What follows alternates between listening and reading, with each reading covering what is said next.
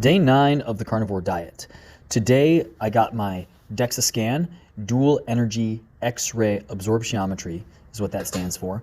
And it's a body composition tool that gives you bone density, it gives you visceral fat, subcutaneous fat, the whole 9 yards. The margins for error on a DEXA scan are very, very small. So if you're looking for the most accurate tool to measure and measure your body composition, this is it. You guys get to listen in with me and hear what my results were. Good to go, man. Good to go, man. All right. So based on your last visit, which was last year, right? You are the same weight almost. Okay. You lost 0.3 pounds, so your total mass is 159 pounds. Of that measurement, 131.2 is lean tissue, just everything except fat and bones. Okay. So you decreased by 2.2 pounds from last time. And then for fat tissue is right now, as of right now, is 21.6, and you gained this much right here. I gained 1.8 pounds of fat. Yeah. Man. Yeah, no worries. Yeah. And for your total body fat percentage, it was 14.1 right now, Okay. and you had a gain of 1.2 percentage, okay, from last time. Okay. Okay. Based on your score of 14.1, and your age range is from 41 to 50 in this scale right here. So this 14.1 puts you way below average. The average for your age range is 39.5. So that's a positive, right? Yeah. I mean, right. It's still worse than last year. So Okay, yeah. I got to get on the ball. Okay. All right. Any more questions about these numbers right here? No. Eugene? No? All right. Moving on to the next one. So we do two types of measurements here. So we do the subcutaneous fat, which is the fat located between your skin and your muscle tissue. Kind of like exemplified right here in the blue color right here. Mm-hmm. And also we have the visceral fat, which is the fat that is located between touching your organs inside of your abdominal cavity and also your heart and your lungs. Okay. So this is the type of fat that we don't want, okay? Right. Because this is the one associated with a lot of negative issues, like negative health issues. And so from last year, you lost 0.01 pounds, coming out to 0.44 pounds today. Okay. Visceral fat? Of visceral fat, yeah. Gotcha. And so, and also we measure your AG ratio, which is your fat distribution between your android area, which is the ribs right here to the pelvis, and then also your gyno area, which is your pelvis to the upper thighs here. So we measure your fat distribution, and the lower this number, that means that you have better fat distribution between these two areas, and you scored a 0.84, which means that is a positive, meaning that you don't have a lot of fat distribution on your andro area or in your pelvic area. So it's kind of the same, very similar. It's still up from last year. Correct. It went up. Yeah. Okay. So yeah, so the fat just kind of distributes differently for each body. So for yours is like it's this way right here. So maybe if you come back and do another another scan, it will appear different. Okay. Any questions about these? Nope. And here in the bottom, so more specifically, it gives you all the areas specified here in this graph right here. So you get the head, the trunk, right, the arms, the gyno area, and the legs. And so it gives you specific measurements of those areas. So for total mass for the trunk areas right here, the lean tissue, which is 60.2, okay? And then for fat tissue is 9.2, okay? Mm-hmm. So you decrease lean tissue in that area by 1.4, and you increase fat tissue by 1.5 in the trunk area. Okay. And your regional fat percentage is right there. And then this is your change from last time. Gotcha. Okay? And you can always... most of the change looks like it happened in my trunk. As of now that we know, right now, yeah, we know, yeah. Mm-hmm. So far, yeah. Okay. You can always go to the definitions here where that area is located. Okay. For more specifically, yeah. And for the andro area, this is from between the ribs and the pelvis. So the total mass of that area is 10 pounds, 10.2. You had a delta positive change of so you stayed the same in lean tissue, 8.9 pounds. And for fat tissue, you increased by 0.3 from last time. Okay. And this is your regional fat percentage, and this is your change. Okay. For your gyno area, so this one is from the hips to the upper thighs. So you have right now 24.8, so not that much from last time. You increased by 0.1 pounds. Of that total mass, 20.6 is of lean tissue, and then 3.5 is for fat tissue. And this is the original percent of fat, okay? 14.1. 14.1, yeah. Any questions? No. No? And then for this one, the machine gives you the total, right, for both arms. So it's 23 pounds for both arms. But more specifically, it gives you the right and the left. And so here you got 11.5 pounds for the right, almost the same for the left, but you have a little bit more lean tissue on the right, 10.1 pounds compared to the 9.8 pounds from the left, okay? And then for fat tissue, you have a little bit less fat tissue on the right compared to the left right here, as you can see. And you can see the changes in lean mass right there. But also you can see that you had a negative, you had a drop in fat tissue on the right compared to the increase of 0.3 on the left, okay? And very simple, you can always see the fat percentage as well in both arms, okay? Any questions? Nope. Nope. And as well, like the arms, it gives you the total mass for the legs, for both legs. And also, more specifically, it gives you the total mass of your right and the left. So it's pretty similar. So 27.7 for the right, 27.2 for the left. For lean tissue for the right, 22.2, and you have 4.4 for the fat tissue. And this is your percentage of fat in that region on the right. Okay. Yeah. So it's like for both of them, it's 0.3 fat gain on the right and 0.1 fat gain on the left. So less. So you went from 4.2. You lost fat on this one. Yeah. And so yeah. How much variability is there? Like how much, like, because I know that every test has like error in it. Correct. Yeah. Right? Oh, okay. And I know that this one is probably no different, but a little bit better on error than like obviously skin fold or hydrostatic weighing or anything like that.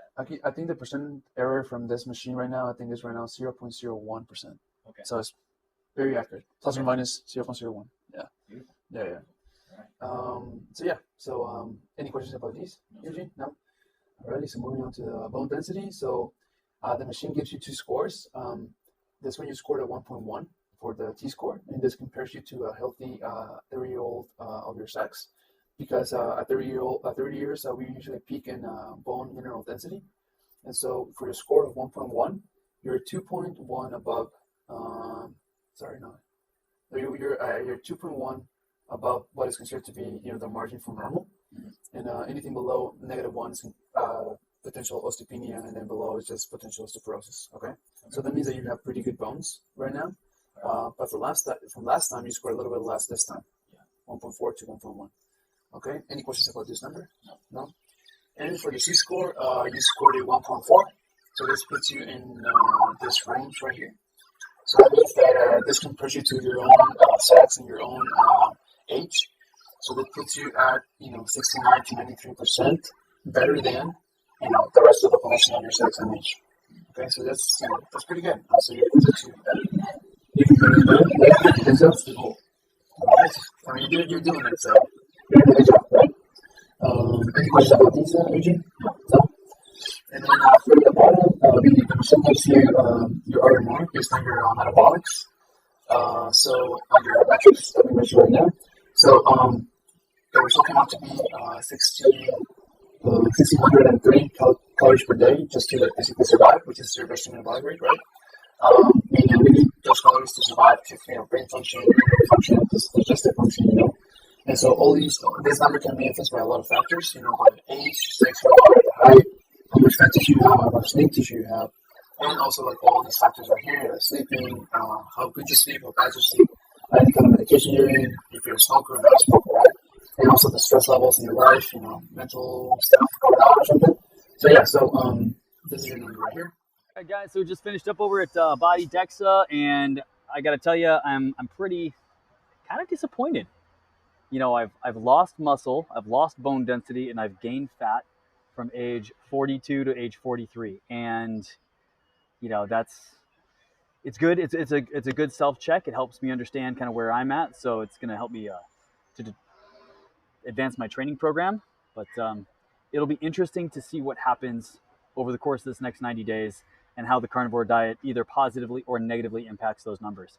All right, guys, let's get it. My next stop was the VA San Diego. I'd already had an appointment booked and blood work done the previous day, so I was going to the doctor to be able to actually have my labs read, and here they are. So a couple of things that I've noticed is sodium totally normal, even though I'm salting the heck out of everything. Potassium is within normal ranges. Really what I wanted to see was, if you go a little bit further down, was the HDL and the LDL cholesterol. So they classify anything between 140 to 240 as normal cholesterol. My total cholesterol is at 230. HDL, which is high density lipoproteins, that's what they call the good cholesterol, is sitting at 80. And my LDL cholesterol is at 141. They've got an H marker next to that. You can see that it's underlined, showing that it's a little bit high. They want to see it anywhere from 3 to 130. That's milligrams per deciliter of blood. So that's what we're looking at there. You look at triglycerides, anything under 150 is good, and I'm at 45. So triglycerides are good. All my other blood labs seem to be completely normal. So the LDL cholesterol 9 days into this diet is a little bit high. I kind of wish that I would have had the blood work done prior to starting, but to be able to see if that is actually a byproduct of the week of being on this. But regardless, at the end of this 90 days, we'll be able to see what the outcomes are going to be and if that LDL cholesterol changes significantly. On this specific page, we've got white blood cell count, red blood cell count, and hemoglobin on the first 3 categories. Those are mainly what we're going to take a look at here. So as you can see, my white blood cell count, if you look at it compared to the ranges on the far right, is a little bit low. Red blood cell count and hemoglobin are well within reason, so that all looks pretty good. Now, according to the Cleveland Clinic, I'm a 137/84 on my blood pressure, and that puts me at stage 1 hypertension. So my blood pressure is a little bit high, but my blood oxygenation level is at 98, 53 on the blood pressure or on the pulse. So those things are doing pretty good. I also had x-rays done on the areas that have been bothering me, my shoulder, my hip, and both of my feet. So the main reason that I wanted to try this carnivore diet was to get out of pain in some of these areas. So I wanted to have a good understanding of, was there any structural damage going on? And that's going to be an ongoing journey, because I might need to go and get MRI work done on those as well. I just got out of my VA doctor's appointment over here at La Jolla VA, and they did my blood work, and everything is normal. Everything's totally normal. The one thing that they told me might be a little bit off is my LDL cholesterol is a little high. It's at 141. My HDL cholesterol is at 80. So we will see. My total cholesterol is at 230. So with that being said, she was saying that if it's much higher than that, she's gonna recommend a statin, some kind of a blood pressure medication, which is, she can prescribe all she wants, but that's not what I'm going to be doing. So at any rate, that's what that is. That's baselines. Kind of a disappointing day. And here's the other thing too, is I had to pull teeth to get her to order some blood work that would specifically check my testosterone levels. So, and then it was like pulling teeth again to ask her to do it for 3 months from now. So we'll see what happens with all of that. It's been ordered. I didn't want to fight with her about it, but I was very adamant. So if you guys are ever going to do this on your own, it's important to note you might have to encourage your doctor a little bit more, because they're coming at it from a completely different perspective. They're coming at it from a Western medicine perspective. I'm coming at it from the perspective of Western medicine is kind of the problem. So it's nice to be able to have the lab results and all the tools and the methods that they have for testing. What conclusions I draw are going to be completely different probably than what my doctor is going to draw. So we'll see what happens. Not to mention, they don't know how I feel. So there's a very, very different piece, or a very important piece of that puzzle, is like, how do you feel? So I'm not telling you to ignore what your doctor says, but what I am saying is that, your own intuition on your health and wellness, like, you are the one responsible. Your doctor's not responsible for your health. they really don't care. She was actually a little irritated that we were going back and forth, and she's very specifically said, well, we're wasting time, and which is a little bit frustrating for me. But I would like to have a physician that's in as into my wellness as I am. So maybe we'll find who that is, and I'm sure it's not going to be at the VA on this journey. So love you guys.